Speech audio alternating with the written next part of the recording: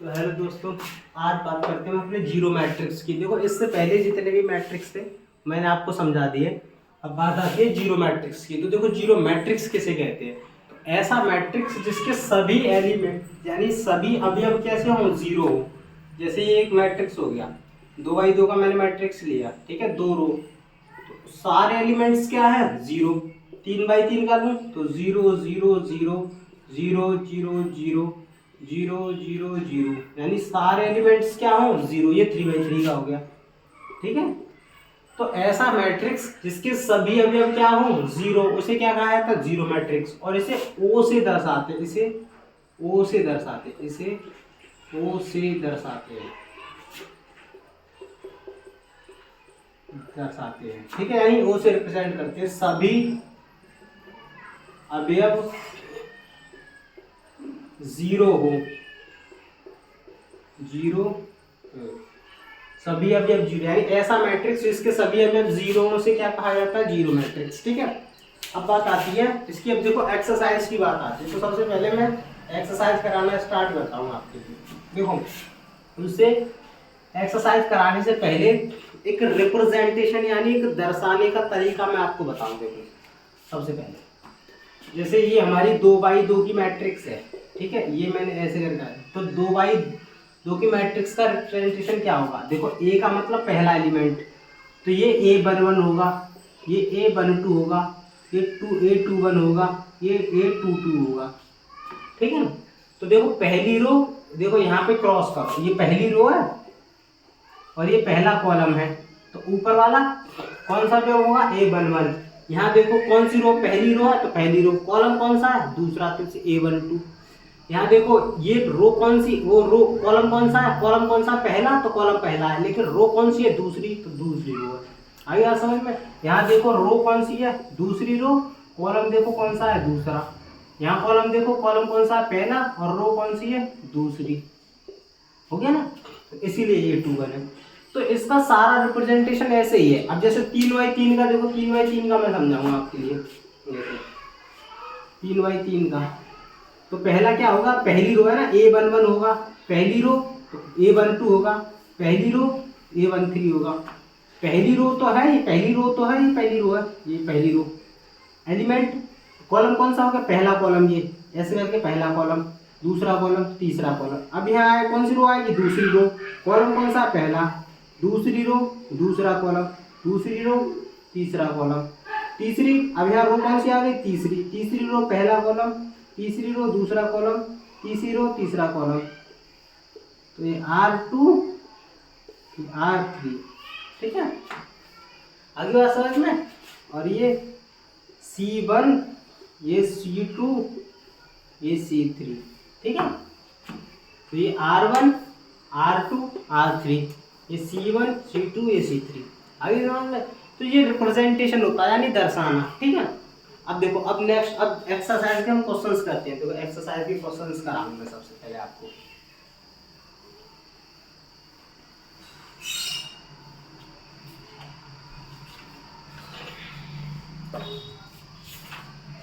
इसमें देखा, दोनों बुक के कंबाइंड क्वेश्चन लेंगे हम, आर डी शर्मा के भी लेंगे और एनसीईआरटी के भी लेंगे। तो सबसे पहले एनसीईआरटी के क्वेश्चन है, मैं एनसीईआरटी के क्वेश्चन कराऊंगी आपको। सबसे पहला क्वेश्चन है हमारा,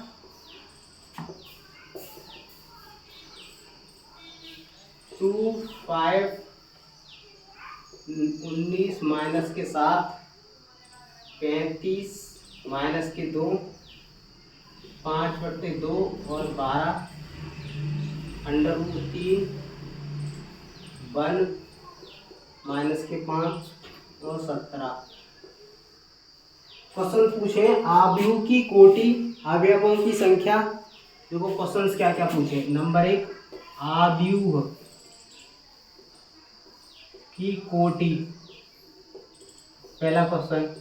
दूसरा क्वेश्चन है अवयवों की संख्या, अवयवों की संख्या। तीसरा क्वेश्चन है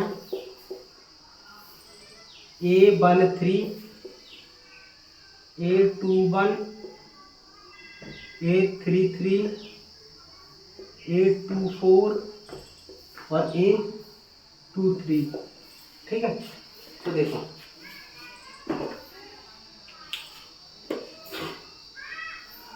सबसे पहले आव्यूह की कोटि। तो देखो आव्यूह की कोटि कैसे फाइंड आउट करेंगे। आव्यूह की कोटि फाइंड आउट करने के लिए रो ज्ञात काउंट करो। ये पहली रो R1, ये दूसरी रो, ये R3 तीसरी रो, ये C1 पहला, ये C2 दूसरा, ये C3 और ये C4। तो देखो रो कितनी है 3, कॉलम कितने हैं 4। तो कोटि कैसे निकालेंगे इन तीनों रो की, यानी देखो ऐसे लिखेंगे 3/4, यानी रो 3 कॉलम 4। तो आव्यूह की कोटि क्या होगी, ये आव्यूह की कोटि, ठीक है, आव्यूह की कोटि। अब बात है अवयवों की संख्या। तो अवयवों की संख्या देखो कैसे निकालेंगे, इनकी मल्टीप्लाई कर दो। जो हमारी कोटि थी अवयवों की संख्या, या तो देखो ऐसे निकाल लो, इनको गिन लो जितनी 1 2 3 4 5 6 7 8 9 10 11 12 टोटल, या तो 12 ऐसे करके लिख दो, ऐसे गिन करके, या इनकी मल्टीप्लाई कर दो 4 या 12, तो अवयव आ जाएंगे। ठीक है, अब उसमें पूछा आपसे कि A13 यानी A13।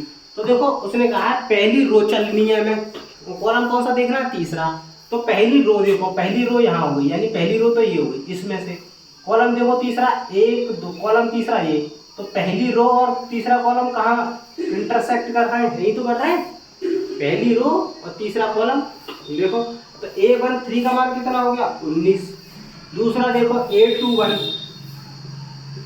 तो पहली वाला अक्षर किसको रिप्रेजेंट करता है, रो को। तो रो कौन सी है दूसरी, तो रो है दूसरी। कॉलम कौन सा है पहला, तो कॉलम कौन सा हो गया पहला। तो कितना हो गया दूसरी रो पहला कॉलम यहाँ है, तो कितना हो गया 35। तो ये 35 हो गया। ठीक है, A33, तो तीसरी रो कौन सी है, ये वाली तीसरी रो। कॉलम कौन सा है तीसरा, तो तीसरा कॉलम हो गया। तो कितना आ गया -5, यानी तीसरी रो और तीसरा कॉलम -5। अब है A24, तो देखो दूसरी रो तो ये हो गई, कॉलम कौन सा चौथा, तो चौथा कॉलम ये हो गया। कितना आ गया 12, तो 12। ठीक है, A23, तो दूसरी रो और तीसरा कॉलम 5/2, तो यहाँ हो जाएगा 5/2। ठीक है, ये हो गई, ये नंबर ऑफ एलिमेंट्स है। ये आपके एनसीईआरटी का पहला क्वेश्चन था।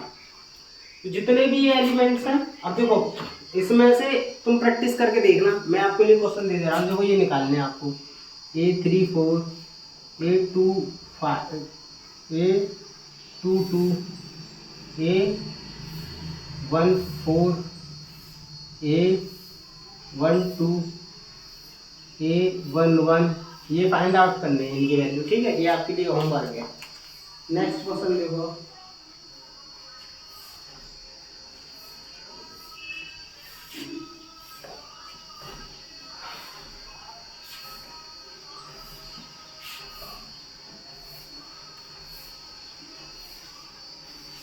देखो एनसीईआरटी का दूसरा क्वेश्चन है, यदि किसी आव्यूह में 24 अवयव हैं।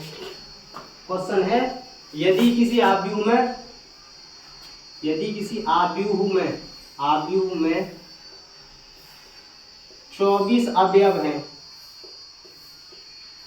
अवयव हैं, तो इसकी कोटि ज्ञात करो।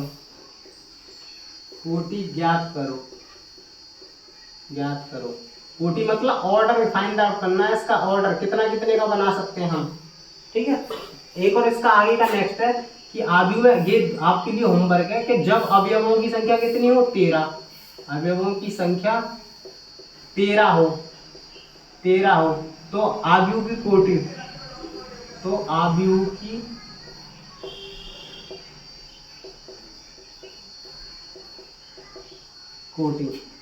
की कोटि। ठीक है, तो देखो आव्यूह में 24 अवयव है, तो देखो 24 का ऑर्डर कितना हो जाएगा। एक तो 24 × 1, एक कोटि तो ये हो गई, एक 1 × 24 ये 2 हो गई। दूसरा है 12 × 2 24, या 2 × 12 ये हो गई।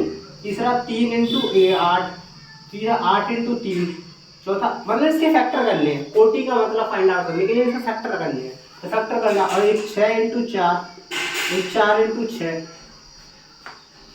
ठीक है, और कितने हो सकते हैं? 8 या 24 हो गया, 624, इतने ही हैं, यही हो सकते हैं इसके फैक्टर, और नहीं हो सकते। ठीक है, तो यही क्या है सब, इसकी कोटियां हैं। ठीक है, ये इसके 24, अगर एक अवयव में 24 अवयव है तो इसकी कोटि फाइंड आउट करने के लिए, यानी कोटि ज्ञात करने के लिए कुछ नहीं करना, बस इसके फैक्टर कर दो। फैक्टर कर दिए। नेक्स्ट क्वेश्चन देखिए, तीसरा क्वेश्चन बिल्कुल सेम टू सेम ऐसा ही है। यदि किसी अवयव में 18 अवयव है तो 18 के फैक्टर करने हैं। ठीक है, उसने कहा है यदि किसी अवयव में 18 अवयव है तो देखो 18 के फैक्टर करने हैं। 18 अवयव की संख्या दे रखी है, अवयवों की संख्या कितनी दे रखी है? 18। अवयवों की संख्या 18 दे रखी है, तो इसके फैक्टर करो। 6 into 3, 3 into 6, 9 into 2, 2 into 9, 1 into 18, 18 into 1, यही इसके फैक्टर होंगे। ठीक है, और ये इसकी क्या है? कोटि। ये सारी इसकी कोटियां हैं, यानी सारे ऑर्डर हैं कोटि। ठीक है, ऑर्डर ऑफ मैट्रिक्स इंग्लिश में गए तो। ठीक है, नंबर ऑफ एलिमेंट,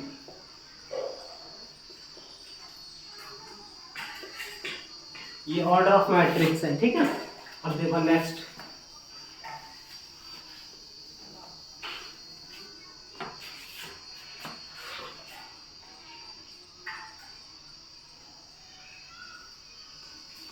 चौथा क्वेश्चन है। उसने कहा है कि ए आई जे बराबर आई प्लस जे का होल स्क्वायर बट्टे 2। तो उसने कहा है कि तुम्हें एक आव्यूह की रचना करनी है। एक 2x2 के आव्यूह की रचना करनी है। 2x2 के आव्यूह की क्या करनी है? रचना करनी है। ठीक है, 2x2 के आव्यूह की रचना करनी है। तो देखो समझना, 2x2 के आव्यूह को हम जानते हैं क्या लिख सकते हैं? a11, a12, a21, a22, ये लिख सकते हैं ना। अब देखो, तो सबसे पहले पहली रो पहला कॉलम, तो आई का मतलब होता है यहाँ पहली रो, तो a11 निकालो सबसे पहले, यानी आई की जगह 1 रखना और ये की जगह, तो 1 + 1 का होल स्क्वायर बट्टे 2, तो कितना हो जाएगा? 1 + 1 2, 2 का होल स्क्वायर बट्टे 2, तो 2 का वर्ग 4 बट्टे 2, बट्टे 2 से काटा तो 2, तो a11 का मान कितना आ गया? 2। ठीक है, दूसरा निकालो a12, तो आई की जगह कितना रखना है? 1, और जे की जगह कितना रखना है? 2 का होल स्क्वायर बट्टे 2, तो 2 और 1 3, 3 का स्क्वायर 9, 9 बट्टे 2। ठीक है, अब तीसरा करना है a21, तो आई की जगह क्या रखना है? 2, और जे की जगह 1 का होल स्क्वायर बट्टे 2, तो 2 का स्क्वायर 3, 3 का वर्ग यानी 9, 9 बट्टे 2। फिर a22 यानी 2 + 2 का होल स्क्वायर बट्टे 2, 4 का स्क्वायर 16 बट्टे 2 बराबर 8। ठीक है, अब ये हो गया। अब इन नंबर्स को यहाँ रख दो, इनकी वैल्यू को इस स्थान पे, तो यहाँ कितना हो गया? ये 2, ये 9 बट्टे 2, और ये 9 बट्टे 2, और ये हो गया 8। ये हम आपके 2x2 के आव्यूह की रचना हो गई। ये 2x2 के आव्यूह की रचना हो गई। ये चौथा क्वेश्चन है, चौथे का ए। इसमें तीन क्वेश्चन दे रखे हैं। चौथे के 3 क्वेश्चन दे रखे हैं, तो मैंने ये पहला करा दिया, दूसरा देखो इसके बाद।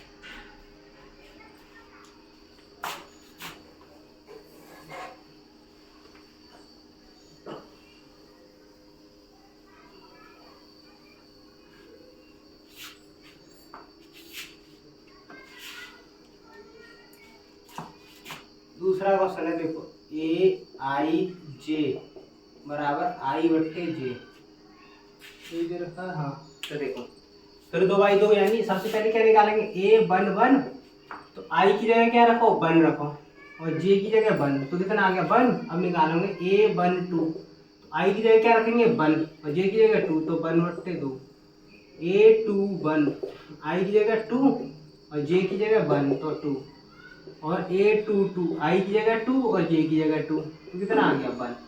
तो ये बना। अब इस चारों मैट्रिक्स को किसमें लिख दो, फॉर्मेट में लिख दो, तो A one one, A one two, A two one, A two two, ठीक है। अब देखो क्या कहते हैं, ए वन वन की वैल्यू कितनी है वन, ए टू वन की वैल्यू 1/2, ए टू वन की वैल्यू 2, ए टू टू की वैल्यू 1, ये है आपका, ठीक है। 2 क्वेश्चन हो गए। नेक्स्ट देखिए इसका,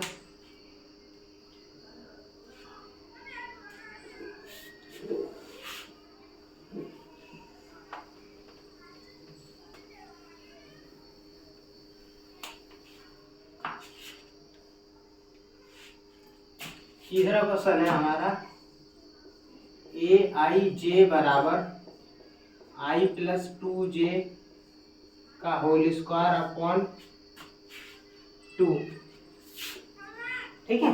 अब देखो समझो, सबसे पहले फिर वही ए वन वन निकालना है, तो निकालो आई की जगह वन, जे की जगह वन का होल स्क्वायर बट्टे 2, तो 2 एकम 2 और 1 3, 3 का होल स्क्वायर 9 बट्टे 2, ए वन टू, आई की जगह वन, जे की जगह 2 इंटू 2 का होल स्क्वायर बट्टे 2, तो 2 दूनी 4 और 1 5, 5 का वर्ग 25 बट्टे 2, ए टू वन, आई की जगह 2, जे की जगह 2 इंटू 1 का होल स्क्वायर बट्टे 2, 2 एकम 2, 2 2 4, 4 का वर्ग 16, 16 बट्टे 2, 2 से काटा 8, ठीक है। ए टू टू, आई की जगह 2 प्लस 2 इंटू 2 का होल स्क्वायर बट्टे 2, तो 2 का वर्ग 4, 4 और तो 6, 6 का वर्ग 36 बट्टे 2, कितना आ गया 18, ठीक है। तो अब रख दो इसकी वैल्यू, क्या होता है हमारा formula, matrix a one one, A one two, A two one और ए टू टू।